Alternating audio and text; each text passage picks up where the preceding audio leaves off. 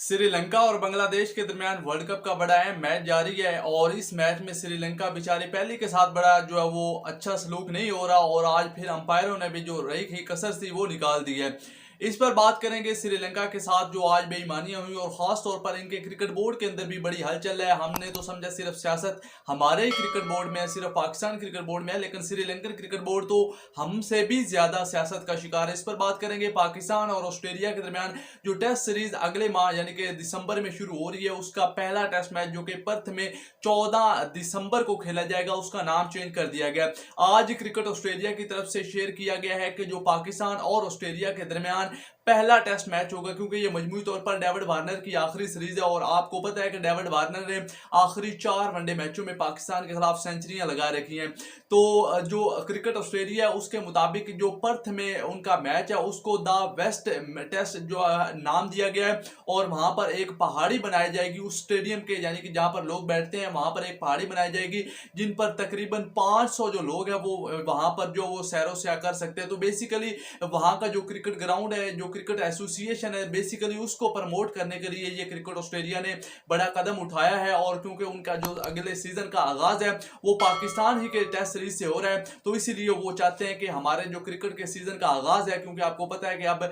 यहाँ पर तो सर्दी का आगाज एशियन कंडीशन में हो रहा है, तो वहां पर भी सर्दी इतनी ज्यादा नहीं होगी, तो वहां पर अब क्रिकेट का जो मुहिम है वो आगाज होगी। तो वहां पर जो पहला टेस्ट मैच है पाकिस्तान ऑस्ट्रेलिया के दरमियान जो कि 14 दिसंबर को होगा, उसके लिए उन्होंने उस टेस्ट मैच का नाम द वेस्ट टेस्ट मैच जो है वो रखा है। और जो दूसरा टेस्ट मैच है उसको बॉक्सिंग डे का नाम दिया गया। आपको पता है कि 26 दिसंबर को बॉक्सिंग डे होता है, यहाँ पर भी टेस्ट मैच होता है, ऑस्ट्रेलिया में साउथ अफ्रीका में भी टेस्ट मैच होता है, लेकिन मैं उनका शेड्यूल नहीं देखा। तो उसके बाद आज श्रीलंका बांग्लादेश के दरमियान मैच की बात कर लेते हैं, जहां आपको पता है कि एशिया के अंदर रिवायती हरीफ बनते जा रहे हैं और हमेशा ही जो इनकी नागन होती है या तो कभी वो श्रीलंका को डांस रही होती है या फिर वो जो नागन बांग्लादेश की है वो बांग्लादेश ही को डांस रही होती है। आज शाकिब अल हसन ने टॉस जीतकर अब मुंबई के अंदर पहले बॉलिंग का फैसला किया, जो कि कहीं ना कहीं उनका फैसला सही भी साबित हुआ। 279 रन पर उसने श्रीलंका की टीम को ऑल आउट कर दिया और कुशल परेरा जो उनके बुजुर्ग खिलाड़ी हैं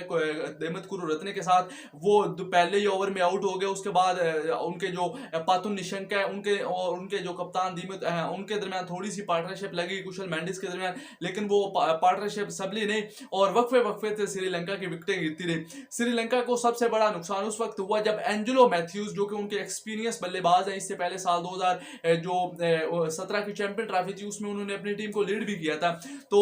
उनका एक बगैर किसी वजह के आउट दे दिया गया। अब क्रिकेट के रूल तो आपको पता है बहुत ज्यादा है। बेसिकली ये रूल वहां पर अप्लाई हुआ कि जब खिलाड़ी आउट होकर आता है, आपको याद होगा कि आज से 3 माह हमने पहले एक वीडियो बनाई थी, उसमें इंटरनेशनल क्रिकेट काउंसिल ने क्रिकेट के हवाले से 2-3 नए रूल बनाए थे, जिसमें एक था कि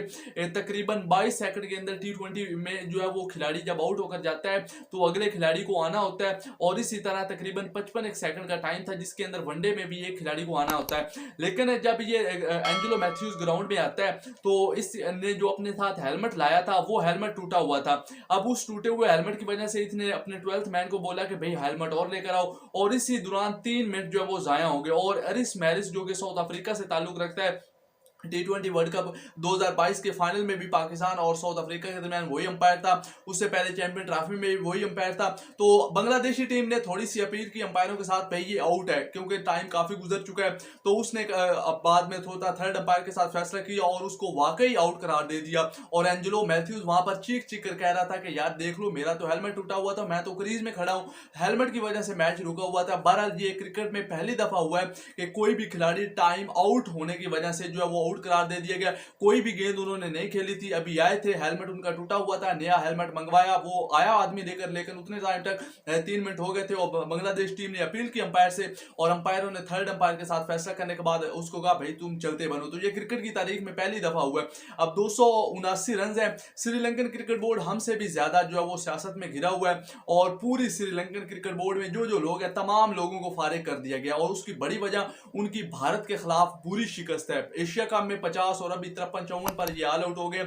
इसी क्या इसके लिए अल्फाज इस्तेमाल करें, तो इसी शिकस्त की वजह से श्रीलंकन जो वजीर खेल है उसने तमाम क्रिकेट बोर्ड के लोगों को फारिग कर दिया है और उसने एक मैसेज दिया श्रीलंकन टीम को कि आप अगले मैचों में अच्छा करें ताकि आप चैंपियन ट्रॉफी के लिए जगह बनाएं और आप में से कुछ खिलाड़ी जो वो टीम में रह जाएं, क्योंकि अगर श्रीलंका इन्हीं हालात में वापस लौटता है अपने वतन, यानी कि अगला मैच अगेंस्ट न्यूजीलैंड भी हार जाएगा जो हमारे लिए बड़ा अहम है, तो फिर उसकी वहां पर बहुत से खिलाड़ी जो है वो तब्दील होने के इम्कान है। तो श्रीलंकन जो वजीर खेल है उसने अपने खिलाड़ियों को कॉन्फिडेंस दिया है, तुम अगले दोनों मैच जीतो, बांग्लादेश वाला भी और उसके बाद न्यूजीलैंड वाला। अगर न्यूजीलैंड का ये मैच जीतने में कामयाब हो जाते तो उसको पता है कि आपको उससे भी हमारा फायदा होगा। तो ये सारा सिनेरियो है आज श्रीलंका के साथ, जहां उसके बोर्ड में सियासत घिरी हुई है, उसी तरह आज उनके एंजेलो मैथ्यूज को भी एक ना होने वाला आउट दे दिया। हालांकि अगर रूल्स की बात की जाए तो जो